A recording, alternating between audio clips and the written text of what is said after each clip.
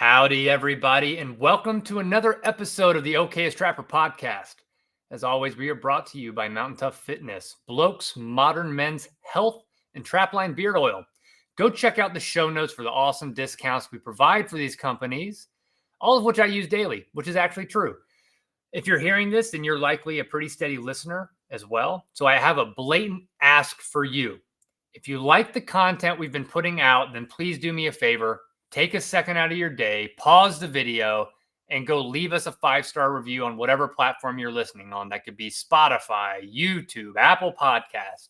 Those reviews help us tremendously in gaining traction and exposure to the beauty of trapping and to listeners around the world, which we do have listeners around the world.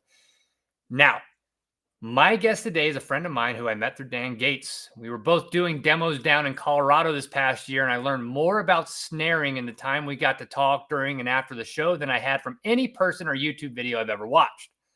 He also happens to be the key ringleader in putting together the Nebraska Fur Harvesters meeting, which is coming up pretty soon. So with all of that, Mark Ross, welcome to the show. Hey, Zach. Nice to talk to you again. I know last time we were sitting behind a truck talking about snares, which is always my favorite thing to be in person and doing that. But I'm glad we're able to finally connect over video again.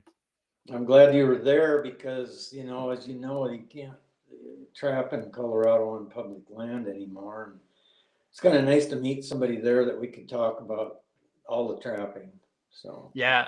And it was funny, like it surprised me. Like obviously the sportsman's days down there were largely focused around hunting, but right. There's still like some cage trapping. There was conversations about trapping. The desire to trap is still very lively in Colorado. Right. I think it's the purpose to try to claw back some of those rights. There was a couple guys there that trapped private land and stuff. So that was nice, but yeah, there wasn't a big trapping crowd there, but yeah, we had a good time. That was a good convention, really good. Yeah, it was. And then the actual auctioning and everything else was a blast, but right. I'm sure we'll kind of circle back to that too. But the first question I ask every guest, and I'm going to make sure that I ask it of you as well, but you're going to have to reach back in the memory bank. What is the first core memory that you ever have of being exposed to trapping? When we were in Colorado and you asked me how long I'd been trapping and stuff, nobody's ever really asked me that before. I got thinking about it, and I remember it really well. I was 7 years old. My dad was a trapper. Of course, us boys, there was 3 of us. He couldn't keep us out of anything. We were into everything. And my brothers and I went down to the creek right behind our house and set some muskrat traps. I was 7 years old. Now, I don't remember if I set the trap or not, but I remember the next morning we got out of bed and run down there and we had a muskrat. That's, I still go back to those days, and that's what it all started for me. And I've never quit. I've trapped every year since. And it's just something, I think you're born with it. I love to hunt, fish, and do everything, but trapping is my number one thing. It always has been. I can't get enough of it. Of course, I'm getting older, and I'm realizing I can't. What are you now? 37? You look about 37, right? My mind is. Right? I think I'm 37. Which gets us all in trouble some too. But, when you came up on that muskrat, I like to kind of poke and pull on that a little bit. You're 7 years old. Your dad's a trapper. Whether it was you setting it or not, it's hard to remember. But coming up on it, like, do you remember what that feeling actually was? Is it just pure excitement, a little bit of fear? Like, what was it for you in that moment? It was excitement for all 3 of us. I remember pulling it out of the hole. It was through the ice. And as soon as I pulled it up, one of my brothers yelled out, "We got a muskrat!" Of course, us kids, we were always excited about everything. And we did that all winter. We went down and set traps. We had a big beaver pond down there on our property. My dad trapped beaver there for years. He'd just take a few out every year, so he always had beaver there. And that pond was in the wintertime, that was the most fun. We'd go down there and snow shovels, and we'd clean the snow off. We'd go ice skating. We trapped muskrats. I mean, anything to do with trapping, we were into it. So this clearly wasn't Florida. Where were you at? Like, what state was this where you were growing up, and what year was this happening? This was northwest Wisconsin, so it was very, very cold. What year? Boy, I'd have to think.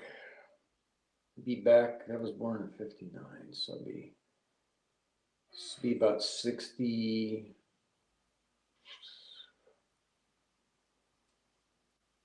65, Which is 66, 1966. So that's a great segue, because a lot of folks I've had on started coming up during like the kind of increase to the fur boom of like the 70s and 80s. Right. Like, when your dad was trapping back then, when you were a kid, clearly there was some probably monetary value to it. But can you talk through too, like in that time frame, like the mindset around fur and actual, Back then it was a survival basically. My dad was a farmer, but in the winter he had to have another job because he was raising 5 kids. And when he went to work, he ran a trap line out of the car for fox. He caught a lot of fox. And so he ran his trap line out of the car to and back and forth to work. And he told me once that he made more money trapping at certain times, certain years, he made more money trapping than he did farming. And that was before the big fur boom, And then I remember it seemed like he said he was getting between $3 and $4 a fox back then, put up. And, that was actually pretty good money back in those days. Plus they had a bounty at that time. I think he was getting $5 for bounty. Oh, wow. So he made pretty good money. And so it was not just fun, but it was our way of life, basically. And as we grew up as kids, we started trapping, and that's how I bought my guns, any of my traps. That was all from that fur money, So which is, yeah, that's an amazing thing. And it's not an uncommon story too, for like really the 60s through the mid 80s, where whether it was car payments, even mortgages in some cases, could be paid out by running a modest trap line, not even a long line, like a modest trap line could really, do that. But yeah, and it didn't cost him really anything to do it because he'd drive to work and back. He drove 25 miles to work. So that was a pretty good trap line. And, back then you could set traps in the ditch. He had traps all down the highway. And nobody bothered anything. Once in a while, somebody might stop and kill a fox and just leave it. But nobody stole anything. Nobody did. I mean, it was so easy back then. It's such a change from today. But yeah, it definitely is. But, still in that way back time machine, you got that muskrat. Do you remember what you did with the pelt? Did you remember if it was like a big to do around, now we have to take it, honor it, skin it, and then did you sell it, keep it? I'm just curious what that first experience was like. I don't remember who skinned it, but I remember we probably had 3 or 4 muskrats maybe. We took them to the fur buyer, and he gave us $1 a piece for them. And my dad said, "You gave them boys $1 a piece for those rats. You only gave me $0.25." So it was, it was nice of the fur buyer to do that. But we thought we struck the pot of gold, and we got $1 for each one of those rats. So the next year, of course, we're setting traps all over the place. And back then you could do that too.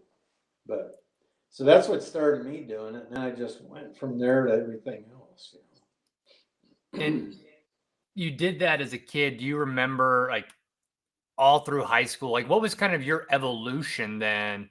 Like muskrats to beaver to fox. Like, you obviously started with probably cotta bears. Maybe it was footholds for muskrat. I don't know. But what was that evolution like to where now you're really focused on coyotes? But Right. Well, I went from muskrats to mink, coon, and then I always wanted to catch a fox like Dad did. And I remember one time, this is kind of funny.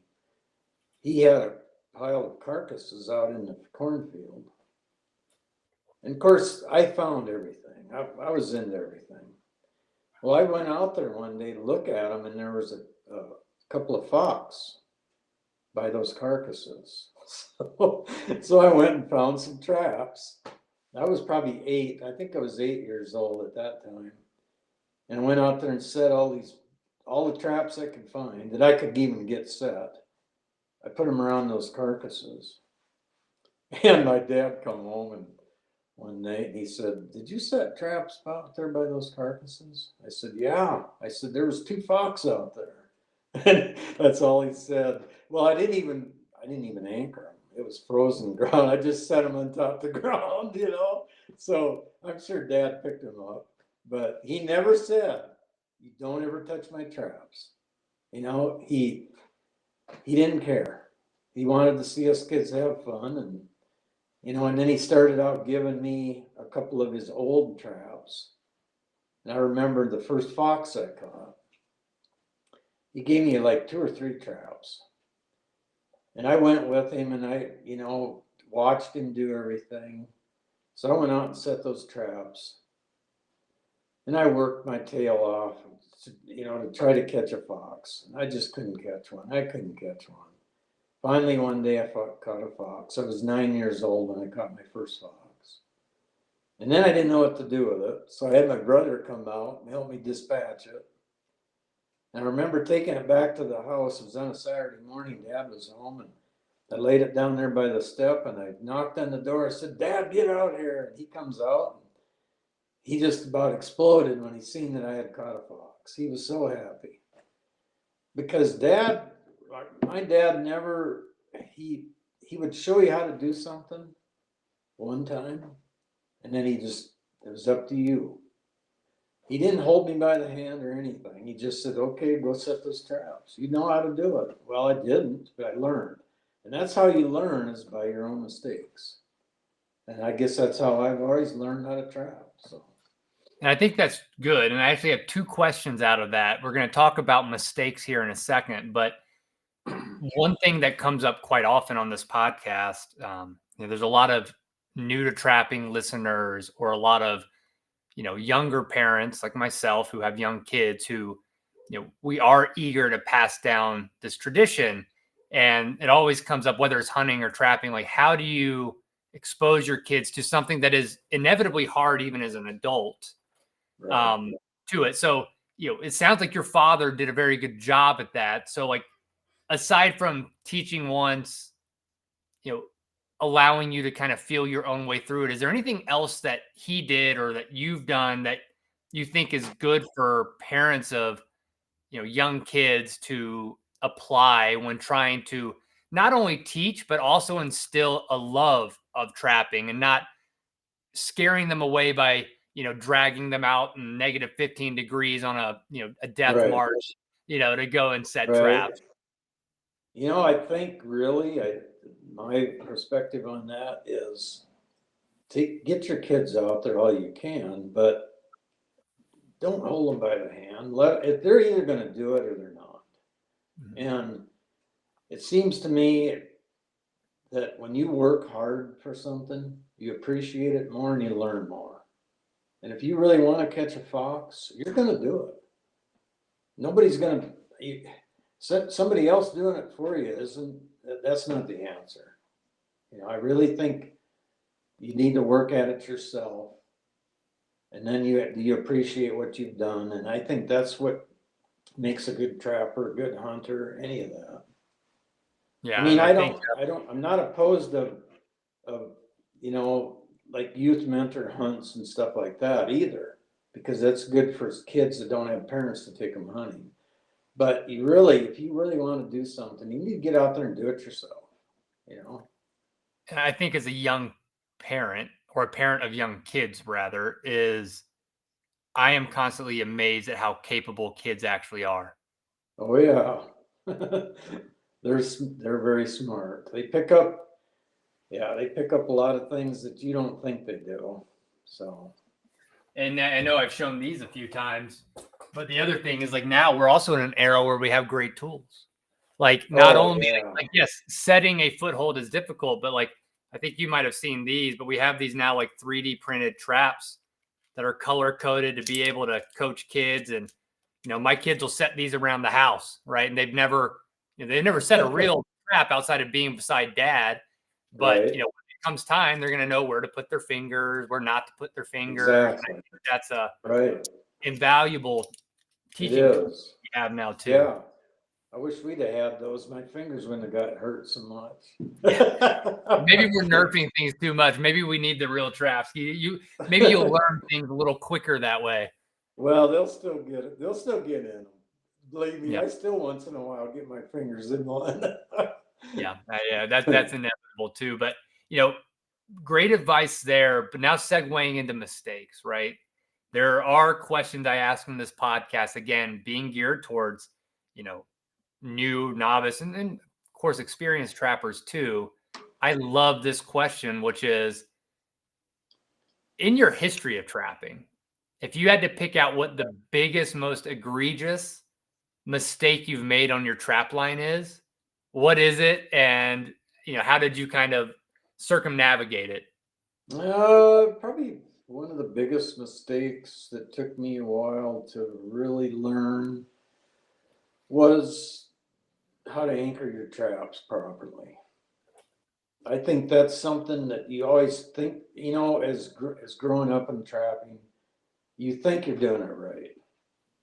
But when you come up to a trap and it's gone because a coyote pulled it out, you think, oh, what did I do wrong? So you try something else, till you finally figure out exactly what you need to do to keep that from happening. I think it happens to adults, and they don't really realize that you got all these different grounds, soft ground, hard ground, and you need to be adaptable to that and have the right equipment to do that right, because you don't want an animal running around with a trap on its foot.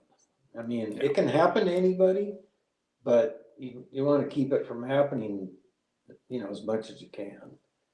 And a snare is the same way. So, Have you found a pattern? I mean, you might be able to see too. Like I have one of these awesome hammer down drivers from Mike because I'm still, as a relatively new trapper, so I'm still playing and feeling out like with earth anchors, drags. Like you had to have like a level of experimentation, but with your level of experience and years trapping since you were 7 years old, like have you landed at least for your area because you said it's ground dependent, like what right. really works for you? I've got about 3 or 4 different things I use. I like the bullet type anchors, the cast ones for the hard ground. Hmm. And then in medium type ground, I use the wolf fangs.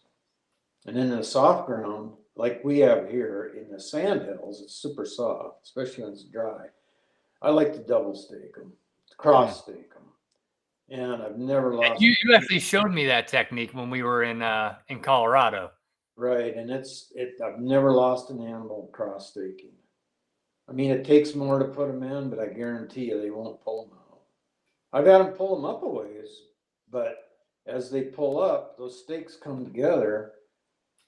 I've never lost one yet, and that's the best way to do it, even in the hard ground. But the earth anchors, they work great in that hard ground too. Just make sure you set them good. I stick a stake in the end of the cable, and I pull up on that stake so I can feel that when that anchor turns. Mm. So that thing is solid. Because just pulling on it sometimes isn't enough. It won't set it. It'll start coming up. You think it's set, but it's not. But you stick a stake in there and you pull that thing, You pull it good and hard, and you can feel it turn, and you can make sure that thing's solid. And I've never lost an animal like that either. So Yeah. And there's something to be said. And I find myself guilty of it too, of, you know, move slow to go fast, right? Like that old adage, like take your time with your sets, yep, get it right, and then you'll yep, probably get better yield that way, anyways. And in a world and in a generation, and I'm speaking to my generation and generations after, like we do have a problem with, I don't know if it's lack of attention or the want to just get stuff done and out the door fast. So it's always a good reminder to slow down to speed up. it is. You're right. Sometimes slower is way faster. And Yeah. you'll learn. Just learn how to do it right and do it consistently. You always, if you're half-assing something, that's your results are going to be the same way. So, Mm-hmm. I mean, I can put in a set in seconds, but I've done thousands of them, but I still do it right. I mean, it's just experience and how many traps you've set. And I've trapped all over the country in different soil conditions and different animals and stuff, and you learn all that. So it's Yeah. just, a lot of the younger generation, they get upset because they had a coyote come by and walked up to their set, didn't work their set. What did I do wrong? Probably nothing. It was the coyote. Mm-hmm. I mean, get used to that because it's going to happen to everybody. That coyote might be thinking of something else when he comes by your set. He might be on his way somewhere. He might not. He might not like that lure. He might get caught 200 yards down the road. They can only think of one thing at a time. So don't worry about catching everything that comes around your set. It doesn't always work that way. I I think don't. there's probably a case for like writing a book on stoicism and tamping down ego as it relates to trapping. There's no better teacher, right? Like a lot of Right. people say you need to get comfortable with failure just in life, and that'll make you Right. live a better, more full life. And there's probably no better activity to have an opportunity that despite you doing all the right things, you Right. can still fail than trapping is. Yep. I don't care who you are. You can talk to the old timers. They'll tell you the same thing. I mean, it's not 100%. So, you analyze it. You try not to let it happen again, but there's just times that there's nothing you can do about it. Yeah. I've But I think had that coyotes step all over my sets and not get caught. A lot of that, when that happens, a lot of it's a mangy coyote. They're the worst for that because they can't. I've watched them, I've called them in before, and I've had them come right up to me and sit down. They don't know they can't pinpoint the noise. Their brain is not working right. They're Mhm. pretty delirious when they have really bad mange. And it's the same thing when they come to a set. They like the smell of it, but they don't know what to do. They can't pinpoint exactly where it's at. So they walk all over your set sometimes and don't even get caught. So I've had people tell me that. I've had a coyote walk all over, but my set, I didn't catch it. So, well, that could be two things. Could be a young pup, doesn't know what he's doing, or a mangy one. So, Yeah. but you'll catch him down the road somewhere. So, Yeah, and those mangy ones too. I talk about like pulling the heartstrings. Like when you start to be exposed to some of the, whether it's distemper, whether it's mange. Like my right. first exposure to that was some foxes up on my line. It's kind of heartbreaking. Like it's a good thing when you kind of think about animal rights activists and like culling some of these animals that are frankly just very sick. Like it's Oh, till you see it, terrible. it really is heart wrenching when you see such a cool animal that is It just is. fraught and hairless and, like you said, delirious in most instances that Yep. otherwise is going to die a slow death, a painful Right. and slow death versus potentially getting caught in a trap and dispatched quite quickly. Yeah, I'd rather be in a trap for 24 hours than have mange for 2, 3 months out of the year and then freeze to death, or starve to death. So, yeah, as Mm. trappers, managing wildlife, I mean, on my line in places, if I start a new area, I'll usually catch some mange. But if you trap them hard enough and clean them out, make them where they're healthy, where they have plenty of food for the next year, you just don't see as much mange. I mean, you might see a little bit. This year we have more, but it's because of the weather conditions. We had a severe drought. But on most of my normal places I trap, I just don't ever run across that much mange. You know, Yeah. keep, And, you keep, you're keeping them healthy. So yeah, it's a head nod to the conservation side of trapping that doesn't always get elevated publicly. But kind of moving right. on, like the next round of like mistakes Mark made when he was half-assing and not whole-assing something. In the fur shed, what's the biggest mistake you've ever made there? Oh boy, I don't know. I guess my dad taught me how to put up fur, and then,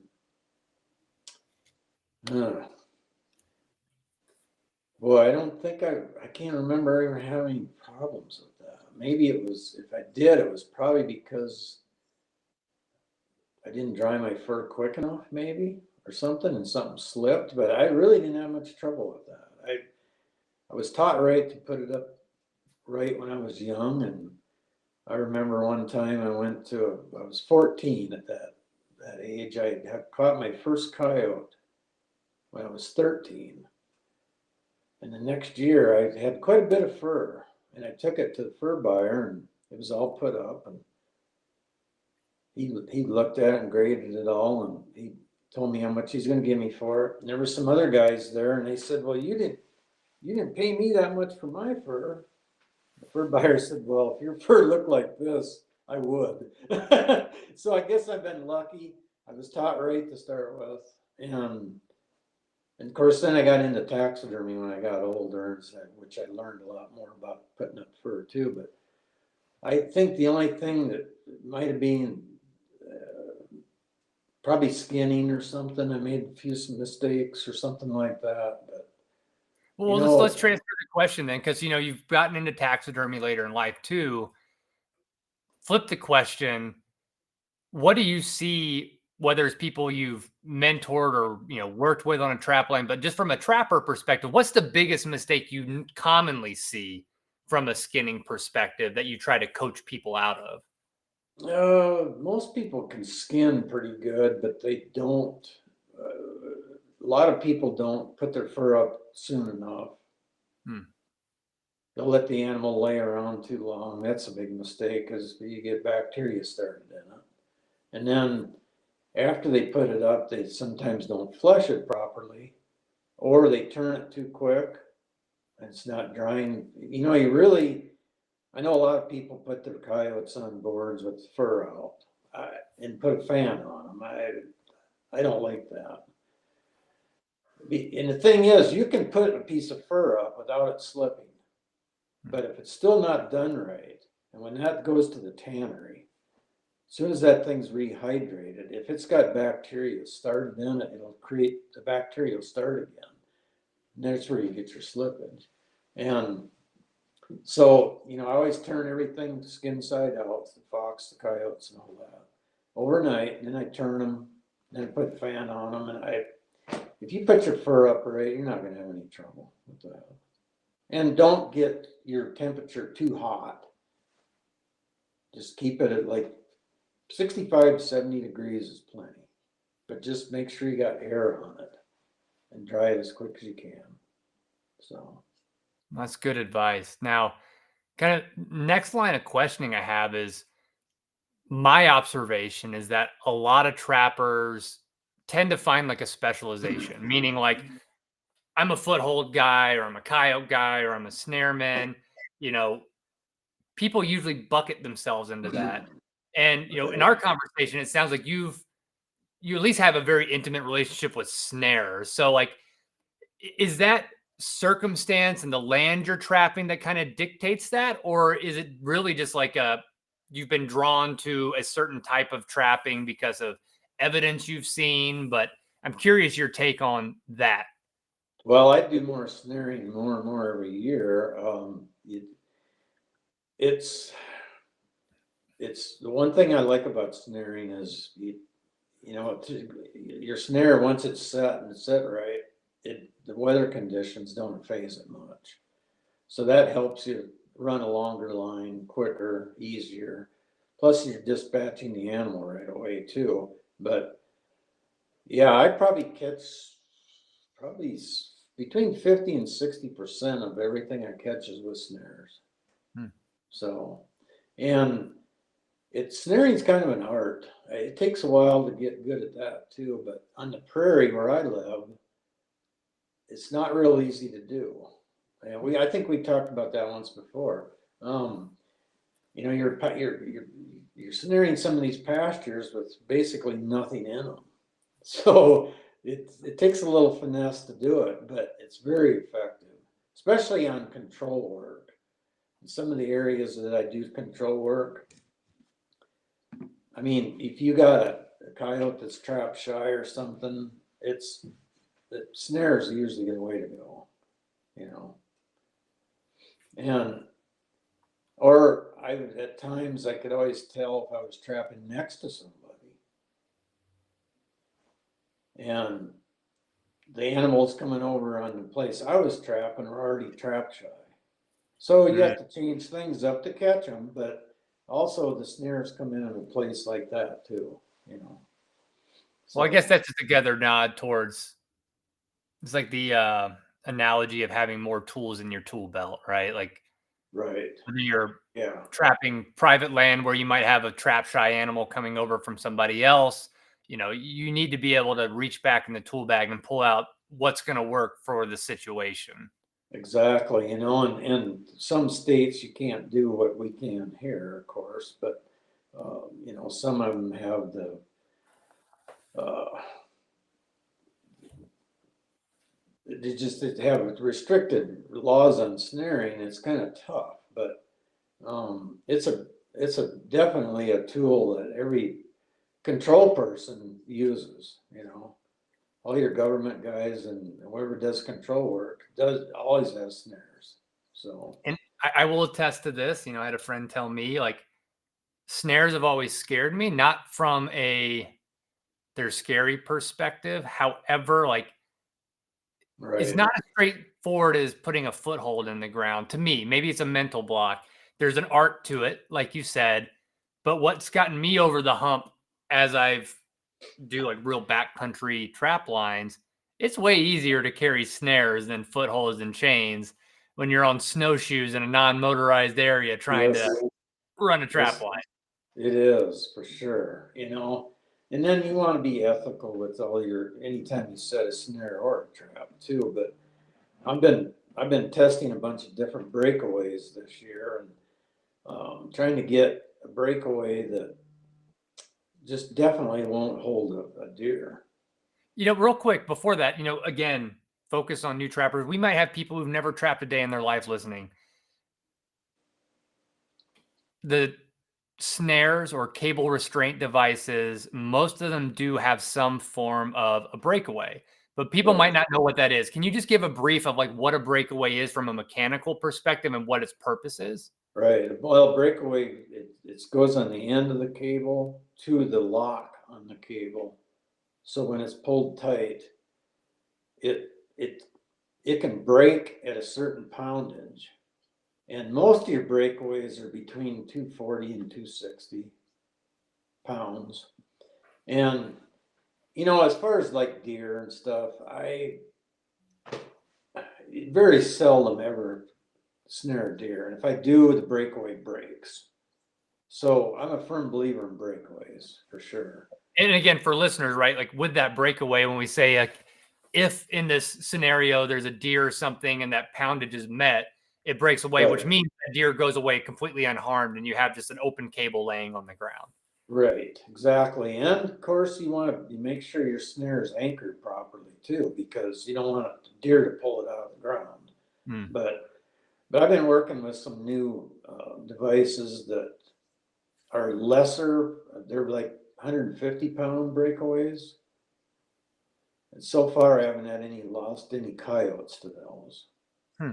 So if you were to catch even a small deer, it's going to break out.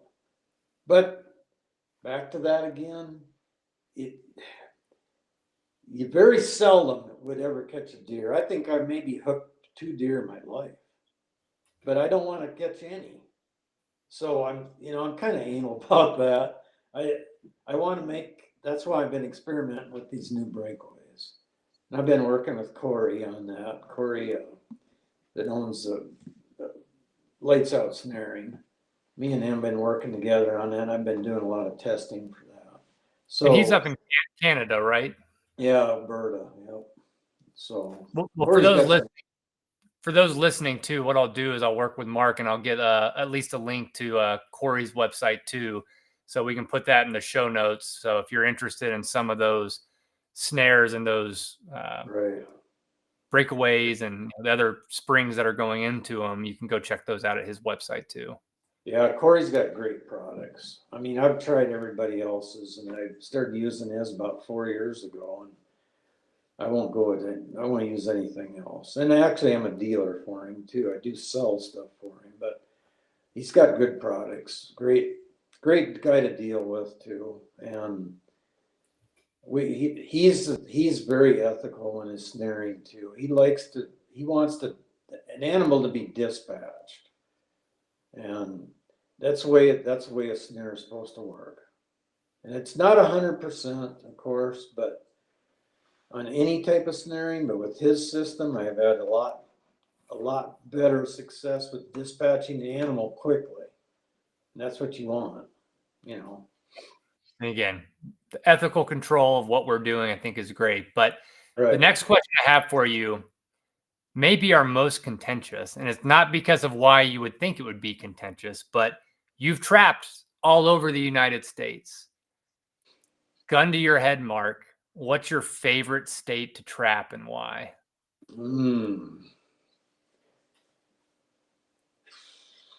Probably Wyoming.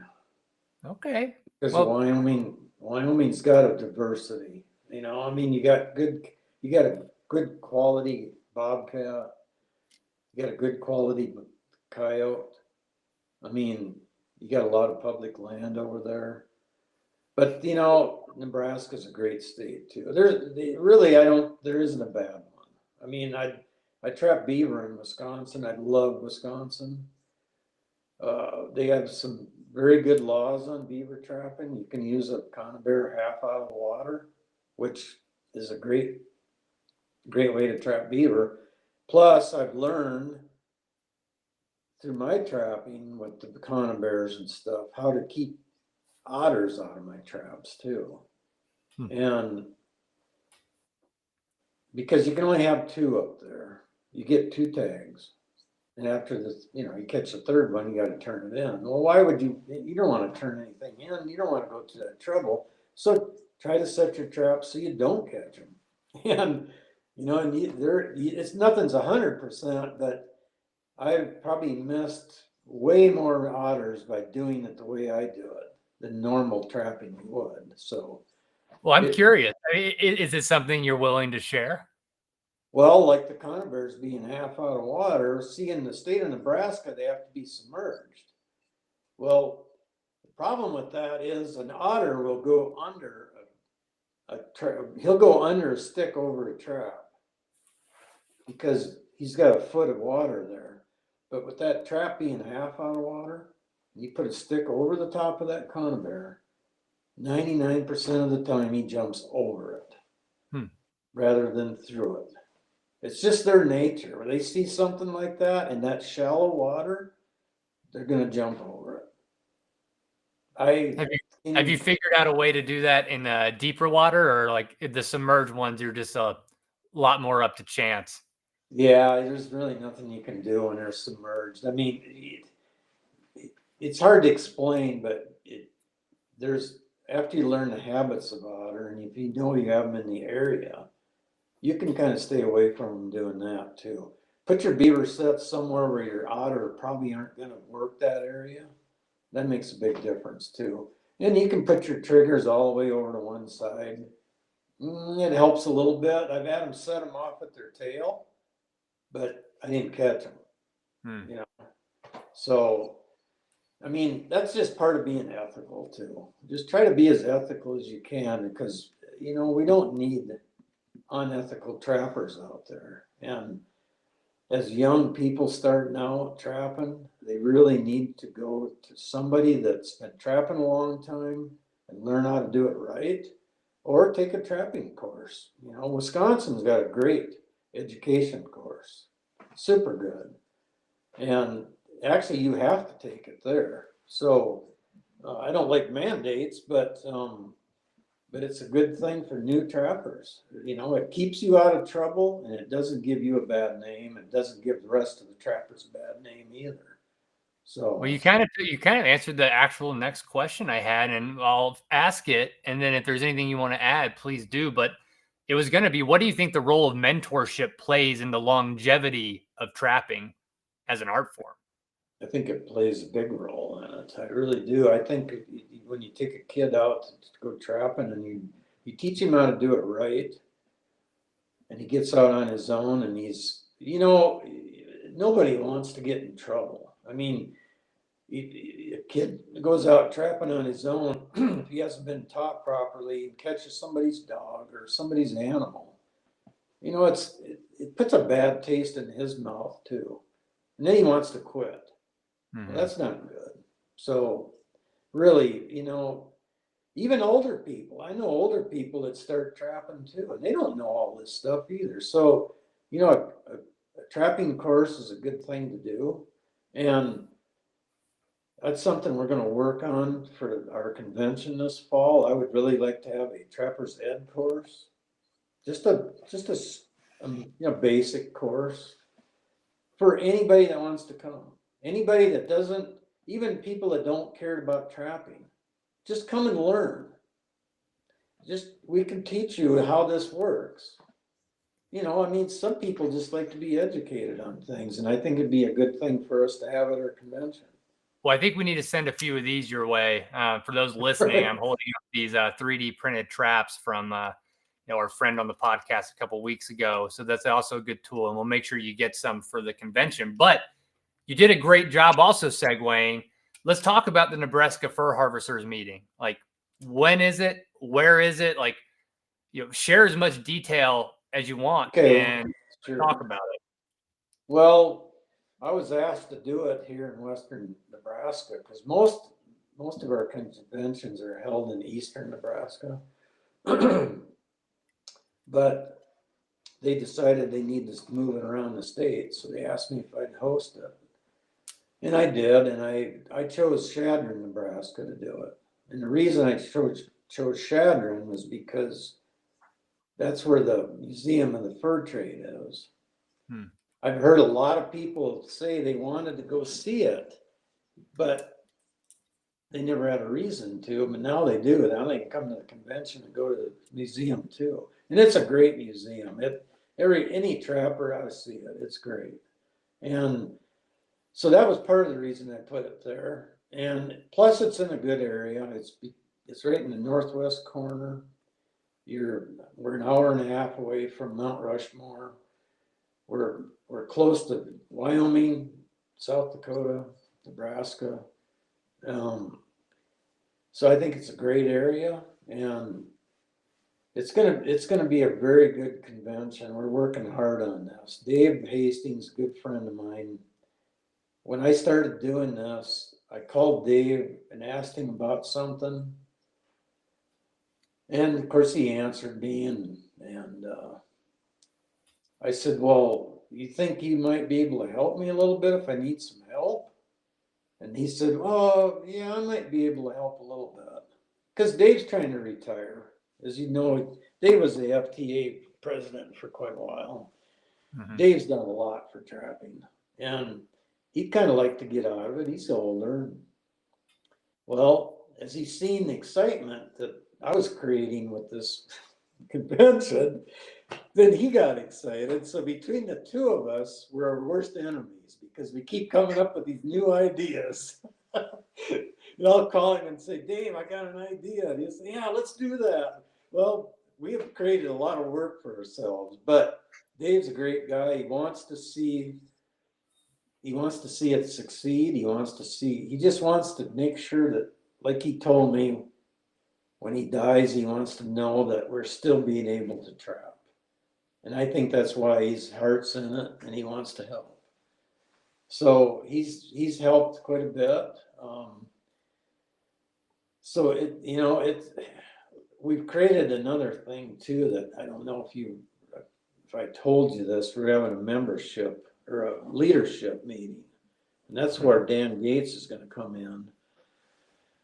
And we're going to talk to Dan.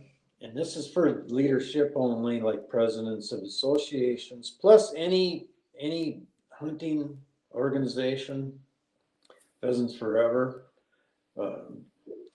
Houndsman Delta Association, Water, everything like that. Anybody, anything. Mule Deer Foundation. This is a leadership meeting for all sportsmen. And I encourage them to come to this meeting because Dan as you know, is our best spokesman for the sportsmen out there. And there's nobody that knows any more about this than Dan does. So it's going to be a great thing for a lot of people if they'd come and talk to Dan. We're going to have it's only for leadership only. The public's not invited. So if we can, the more leaders we can get there, the better off we are. Rusty Kramer's going to be there. You know Rusty. So yep. I think it's going to be a great thing to try to unite and get the sportsmen together with the trappers and have some ideas of how we can fight the animal rights activists or how to educate the people. And that's the thing that I think is really important, is to educate the general public to wildlife management and trapping, that it's not such a bad thing. It's very well needed and we need to do it, and we need to educate the uneducated people to it. It's something, and I think that's what's beautiful about it. It sounds like it's a multi-tiered approach, like really from 3 prongs. Like one, it's in a good location, so you can bring your families, you can make a vacation out of it. You can go to Mount Rushmore, you can see the Museum of the Fur Trade, which I'm excited about. So there's stuff to do around the convention, and then there's 2 prongs of the convention. One is the public education piece, but there's also going to be tons of demos from a lot of experts across the board. So whether you're into a specific kind of trapping, I think like Jim Ball might be doing something on desert cats. There's going to be other people doing wolf and all sorts of stuff. Anything you wanted to learn, you could learn it, whether you have those critters available to you in your own home state. And then the importance of also bringing together leadership to kind of collectively talk about, as we lick our wounds in a positive way from Prop 127, to say, how can we continue the momentum that we've built in general public education? So I think it's a well set up convention that I think will pay dividends. Oh, I do too. I mean, like you say, we got some great people coming. Paul Anzac's going to be there. Dan's going to be there. Paul's going to do a wolf demo. Rusty Kramer's going to do a wolf demo.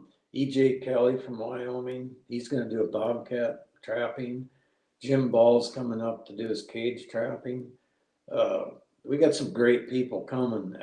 Anybody that likes to learn how to trap needs to come to this convention. But also a friend of mine is a bird hunter, avid bird hunter, and used to be a trapper. He's going to do a snake training demo, rattlesnake training, and he's going to talk to the bird hunters about how to release your dog out of a trap. Don's very well educated to it. He's hunted all over the country. And people are so afraid they're going to get their bird dog caught in a trap. It's not a big deal. It really isn't. My trap dog that I used to take with me, he'd get caught once in a while. He would just sit there and wait until I come and let him out. I think the biggest thing with people when they get their bird dog caught in a trap is they don't know how to open the trap. And some dogs go kind of ballistic and start yapping and crying. And I don't think it's the pain of the trap. I think it's because they're caught and they can't get away. Because my dog, it didn't bother him a bit. He'd just sit there and wait for me. I'd catch him number 3 long springs. He'd just sit there and wiggle his tail till I came let him out. Because you got to remember, a dog's foot is about 50 times tougher than our hands are. So I don't think as far as the pain, it's not that. I think it's just that they can't get away. And sometimes your dog will, when you go to let them out, they'll bite at the trap. So the main thing is, first thing I do is take my jacket off, put it over their head, and then just reach down and open up the trap. And Don's going to explain that. And hopefully it won't be such a scary thing for people. So well, it goes back to demystifying stuff, right? Like self-admittedly, I remember the first time as an adult, right? Never being exposed to trapping. You pick up a metal trap, and I'd be a liar if I said I wasn't intimidated, because you don't understand the mechanics of it yet. And for someone not being exposed, like, the look could be intimidating, but when you learn the mechanics, again, like, simple education goes a long way to be like, oh, I don't need to be afraid of this thing. Oh, this isn't the caricature of the cartoon I had with crazy teeth on it when I was a kid. right. It's more basic. So that's exciting to hear that Don's going to be doing a seminar on that. Now, when people want to go and look and see where campgrounds are, see where hotels are, what's the best way for people to kind of find out the dirty details of everything going into the convention? Well, you can either look up Chadron, Nebraska.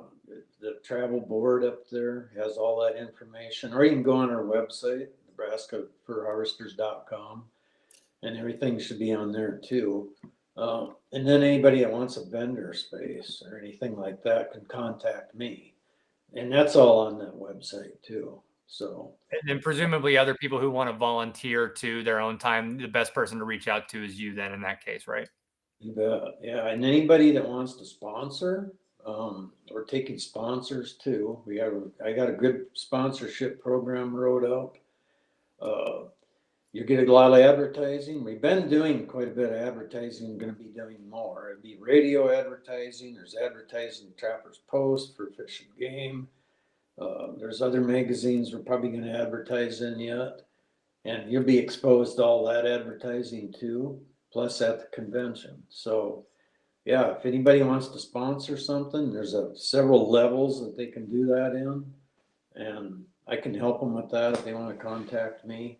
And anybody just needs to know anything, don't hesitate to give me a call or something, or email me, because I'm open to help everybody. So, but this is just, this is a state convention, but it's basically a national convention too, with our leadership meeting. I think the leadership meeting is going to be, it's really important to do this, and I hope we can get several people well, Rusty's coming. John Daniels, he'll be there from the NTA. So any organization, it doesn't have to be trapping, just sportsmen, period. Mule Deer Foundation, Elk Foundation, Delta Waterfowl, anybody. Because we'll put the bat. Yeah, we'll put the bat signal out and try to get everybody rallied around it. And for people listening, I'll put it in the show notes as well, all the links that Mark was talking about. And as you said, I can attest, don't be shy to reach out to Mark if you have thoughts, ideas, want to be involved, want to sponsor. The more the merrier, really, in this case, not just for this convention, but trapping in general.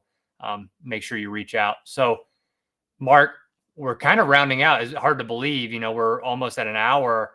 I do like to always end these podcasts with the same 2 questions for everybody. The first of which, you've had a lifetime in the woods, you've hunting, trapping, fishing, going on trips with Dan. What's the wildest experience that you've ever had in the woods? Probably in Alaska when I guided up there. I had several pretty wild experiences. Yeah.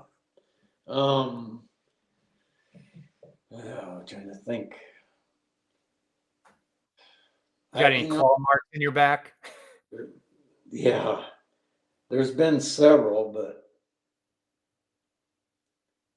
probably one of the worst experiences I had is I got dropped off somewhere one time to pack out caribou meat because the airplane couldn't haul all the weight out, and I had to take it over to another area. So loaded up my pack, took off, and the fog came in, and Alaska can come in minutes. And I got stuck out there all night in the fog. I didn't know where to go. I mean, I kept walking around in circles, and I found this caribou shed antler, and I walked by it 3 times. I thought, well, I think I better just stay here. So I stayed there for the night with a pack full of meat and no gun. I didn't have a gun with me because I didn't want to carry a gun. I had all that weight, you know. So that's kind of the crazy things that can happen up there. But yeah, and I've had grizzly bears coming around the tent and stuff, growling at me, but they never bothered the tent. I always had my gun handy in case they did, but you know, they'd walk around the tent and growl like, I don't like you here, and then they'd walk off, you know. But I mean, of course, you never know when they could rip a hole in the tent in 2 seconds too. So. yeah, well, we'll count that one as lucky, but yeah, those are I would not want to be out in the middle of the tundra with a pack full of meat and stuck in the fog. So I'm sure I'm sure you got a lot of sleep that night. I've had a couple of them nights like that. I got left out there with nothing. But I learned I'll never go out there without a gun. That was pretty stupid. But I didn't realize fog was going to come in that quick either. So Well, hard lessons all around. Yeah, right. But and then the last question I have, Mark, too, I always end on hypotheticals. So I'm going to give you a hypothetical, and you have to choose one.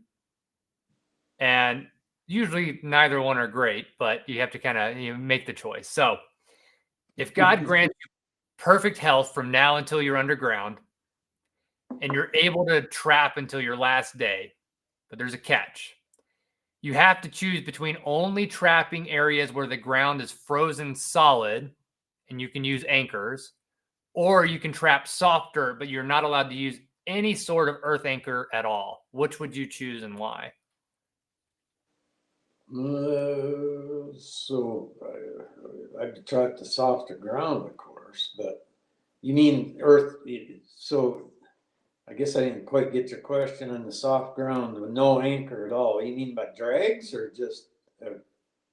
Well, my original thought was no anchors at all. So you have to be extremely confident in your, whether snaring or trap, like a drag maybe on a foothold. Oh, so okay, yeah. You just have to be extremely pedantic in how you're setting stuff to make sure you don't lose an animal because you're not able to, set a really good anchor. Well, you can't set a snare with a drag. That would be a big no-no. So I'd probably pick the frozen ground. I mean, I don't like frozen ground, but I have tools to deal with it. I use the drill hole, and I got a drill, and I screw in my anchors that way. So yeah, I'd pick the frozen ground because I like the snare, and you can't use a drag with a snare. So that'd be my pick. Well, and I'm used to frozen ground, so. Yeah. Well, you have the drill, but at least if not, you have a big shoulders from your perfect health being able to drive stuff in. Right. Yeah. It's kind of amazing that we went through this quick because I could talk all day about everything. So.